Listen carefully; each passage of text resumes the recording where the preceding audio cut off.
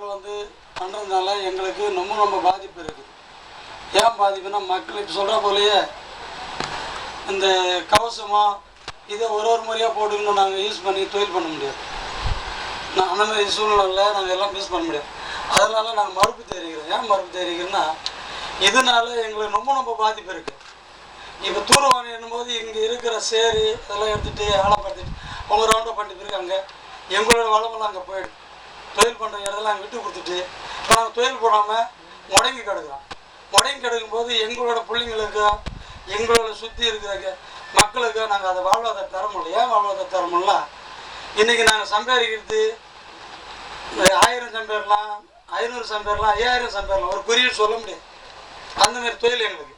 அந்த தொழிலை பறிக்கும்போது எங்கள் இது இப்படி அது இப்போ அதை இது தூரி எடுக்கும்போது அதெல்லாம் எங்களுக்கு பறி போயிட்டு பிறகு அந்த நாங்கள் தொழில் பண்ண முடியல. அந்த வாழ்வாதாரம் எங்களுக்கு பறி போயிடுது. அப்படி இருக்கும்போது எங்களுக்கு ரொம்ப அடிமையில் தான் நாங்கள் போய் வாழ்ந்துட்டு இருக்கோம். இது வரைக்கும் இதுக்கு முன்னால் இந்த ஆர்ப்பூருக்கு வந்து நாங்கள் ரொம்ப அடிமைப்பட்டோம்.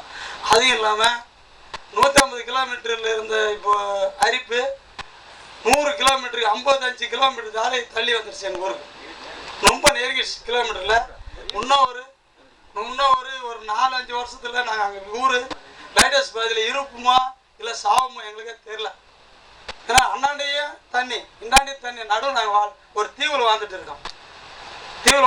இது வரைக்கும் எங்களுக்கு சுகாதாரம் எதுவுமே தரையில்லை. அதனால் இந்த கம்பெனிக்கு நாங்கள் மறுக்கிறோம். எங்களுக்கு இந்த கம்பெனி வந்தால் எங்களுக்கு மீன்காருக்கு ரொம்ப அடி. அம்மா சொல்கிற போலேறாங்க, இந்த கவசமெல்லாம் போட்டுக்கின்னு நாங்கள் ஒன்றா யூஸ் பண்ண முடியாது. ஆனால் ஏன் சொல்கிறேன்னா, காலையில் நைட்டில் தூங்குவோம். ஒரு மணிக்கு எழுந்திருந்து இந்த டைம் ஆகிடுச்சு சொல்லிட்டு நாங்கள் குறிப்பிட இடத்துக்கு அந்த நேரத்துக்கு திடீர்னு எடுத்துக்கிட்டு ஸ்டார்ட் பண்ணி போவோம். அந்த நேரத்துக்கு எந்த பொருளுமே நாங்கள் எடுத்துகிட்டு போக முடியாது. எங்களுக்கு பொருள்னா வலை, போட்டு, இன்ஜினி அதுதான் நாங்கள் பயன்படுத்த முடியும். அதையே பறிச்சுட்டா எங்களால் வாழ்வாதாரம் போய்டும். அதனால் நாங்கள் ரொம்ப மறுக்கிறோம். அதை ரொம்ப வேண்டி விரும்பி ஐயா முன்னிலை கேட்டுக்கிறாங்க. ரொம்ப நன்றி.